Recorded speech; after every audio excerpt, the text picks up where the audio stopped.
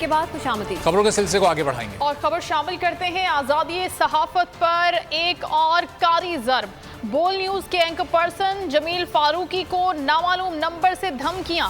कहा हुकूमत पर तनकीद से बाज आ जाओ। इमरान खान तुम्हारा मामा लगता है क्या?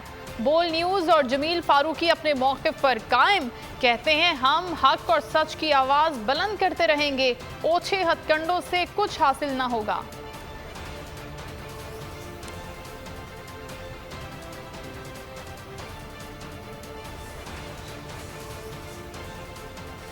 पंजाब और इस्लामाबाद के बाद सिंध में भी कारोबारी औकात में नरमी कर दी गई। पिछला हुक्मनामा 10 जुलाई तक मुअत्तल कर दिया गया। 11 जुलाई से कारोबारी औकात की पाबंदियां दोबारा नाफिज हो जाएंगी। रिलीफ। पंजाब और इस्लामाबाद के बाद सिंध हुकूमत ने कारोबारी औकात बहाल कर दिए। कारोबारी औकात महदूद करने का हुक्मनामा 10 जुलाई तक मुअत्तल कर दिया गया। ईद के पहले रोज तक दुकानें, मार्केट्स, होटल्स, शादी हॉल्स पर कारोबार जल्द बंद करने की पाबंदी खत्म कर दी गई। महकमा दाखिला के मुताबिक ईद उल अज़हा के मौके पर शहरियों को सहूलत देने के लिए पाबंदियों में नरमी की गई है। पाबंदी का हुक्मनामा 11 जुलाई से दोबारा बहाल हो जाएगा। ख्वाहिशमंदों की मुश्किल आसान हो गई। सुकून से मनपसंद मवेशी खरीदने का मौका मिल गया। हुकूमत ने ईद उल अज़हा पर 5 छुट्टियों का ऐलान कर दिया है।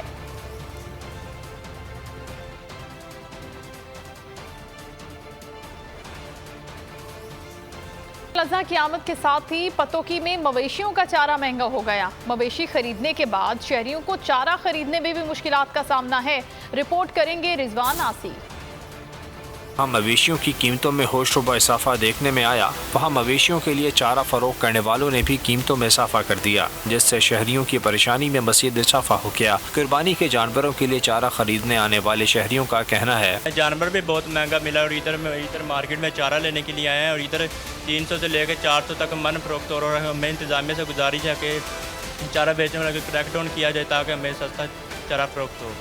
चारा फरोख्त करने वालों का कहना है खाद और डीजल की कीमतों में इजाफे की वजह से कीमतों में भी इजाफा हुआ है। किसानों ने चारे का रेट बढ़ा दिया है। मजबूरन हमें भी कीमत में इजाफा करना पड़ा है। पहले जब ईद आती थी तो हमारे पास काफ़ी रश होता था। हमारे पास जानवरों के मतलब खल, चोकर, वंडा मुकम्मल खुराक मौजूद है। लेकिन इस दफ़ा महंगाई बहुत ज़्यादा हो गई है। दुकानों के किराए बहुत ज़्यादा बढ़ गए हैं। हम बहुत परेशान हैं। शहरियों का कहना है कि एक तरफ महंगाई ने जीना मुश्किल बना रखा है, रही सही कसर जानवरों के लिए महंगा चारा फरोख्त करने वालों ने पूरी कर दी है। शहरियों ने जिले इंतजामिया से मुतालबा किया है कि जानवरों को देने वाले चारे की कीमतों को कंट्रोल किया जाए। कैमरामैन चंदजेब के साथ रिजवान आसी, बोल न्यूज़, पतोगे। ईद खुरमा सर पर आ गई। मिशन मंडी अहम स्टेज पर पहुंच गया। ईद से कबल आखिरी इतवार पर लोगों की बड़ी तादाद घरों से निकल खड़ी हुई। महंगाई के तूफान ने मवेशी मंडियों को भी लपेट में ले लिया। खरीदार कानों को हाथ लगाने लगे। मुतवस्सित तबके के लिए जानवर की खरीदारी आसान ना रही। गाय हो या बकरा, कीमत में हर कोई है तगड़ा। व्यापारी भी मुंह मांगी कीमतों पर बजिद हैं। बेशतर भाव ताव पर आमादा नजर नहीं आते। किसी को अच्छे जानवर की तलाश, किसी को बचत की लगन। ईद खुरमा सर पर आते ही मंडियों की रौनकें बढ़ने लगीं। कराची हो या लाहौर, हर जानिब है खरीदारी का जोर। कोयटा, पेशावर या फिर मुल्तान, सभी की खूबसूरत जानवर में अटकी है जान। खूबसूरत बकरा तो कोई मांगता है बैल तगड़ा। किसी के दिल को लुभाता है फुर्तीला बछड़ा। जितना तगड़ा माल उतना ही बखरे दाम है। जिसकी जेब में दम है वही कामयाब है, वरना कम पैसे लाने वालों का यहाँ क्या काम है। भाव ताव भी हो रहे हैं, बहस मुबाहिसे भी। कितने का दोगे, कुछ मुनासिब कर लो।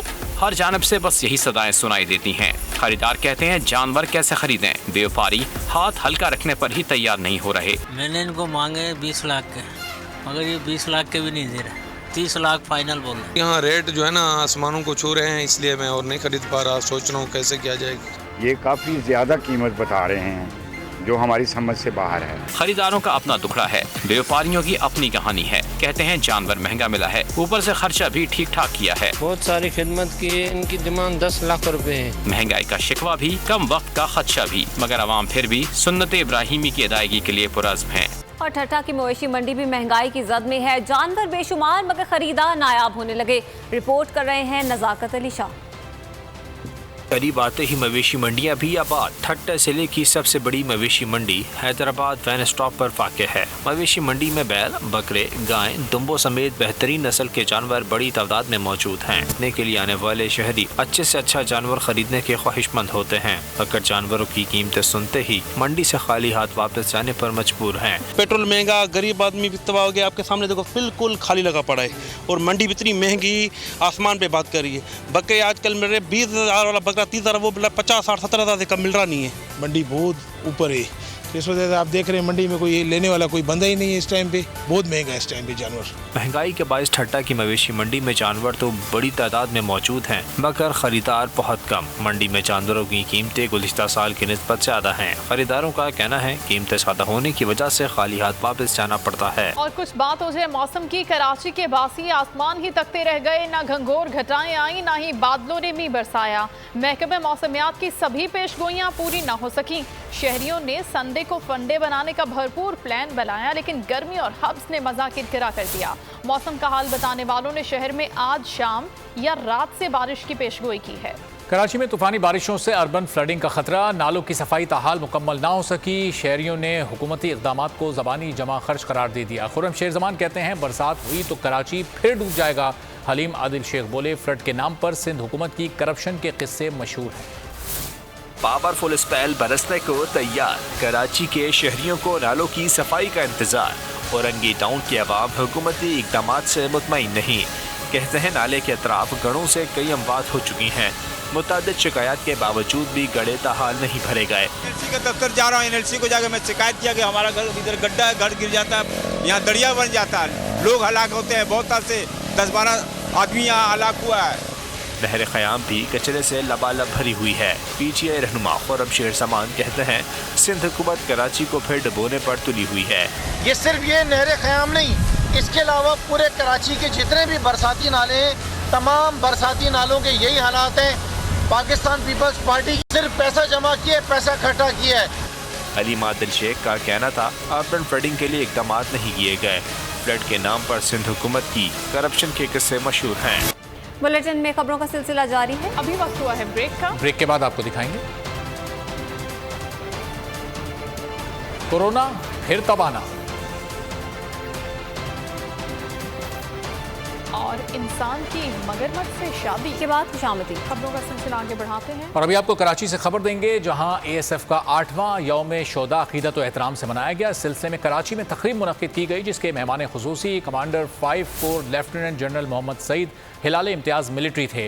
तकरीब का आगाज़ तिलावत कलाम पाक से हुआ। Director general ASF major general Abid Latif Khan Hilal Imtiaz military ने शोदा और गाजियों की अजीम कुर्बानियों को सराहा। जवानों को आने वाले वक्तों में दहशतगर्दी और एयरपोर्ट्स पर किसी किस्म के भी खतरात से निपटने के लिए पुरअज़्म रहने का पैगाम दिया। मारूफ गुलकार साहिर अली बग्गा, शहजाद रॉय और समर रजा ने शुजाअत और बहादुरी की दास्तान रकम करने वालों को सलाम पेश किया। शाहिद आफरीदी, इस्लाहुद्दीन, जहांगीर खान, शहजाद रॉय ने गाजियों को फूल पेश किए। कोर कमांडर कराची ने यादगार शोदा पर फूलों की चादर चढ़ाई। तकरीब के अख्ताम पर मेहमान खुसूसी ने शोदा के लवाहिकीन में तहाइफ तकसीम किए।